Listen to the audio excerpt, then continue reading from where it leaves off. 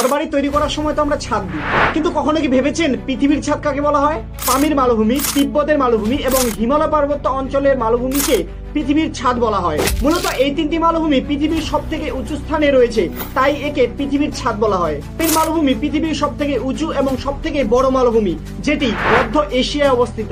তিব্বতের মালভূমি সমুদ্র তল থেকে প্রায় 3 মাইল অর্থাৎ 4.8 কিমি উচ্চতায় অবস্থিত।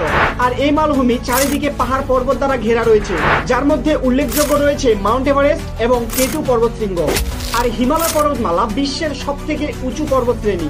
আর এখানে রয়েছে বিশ্বের সব থেকে উচ্চ পর্বতশ্রেণী মাউন্ট এভারেস্ট, যার উচ্চতা 8,848 কিমি। তবে আপনি জানলে অবাক হবেন যে এই স্থানগুলিতে অক্সিজেন প্রায় নেই বললেই চলে, কারণে এই সমস্ত অঞ্চলে মানুষের বসবাস খুবই কম।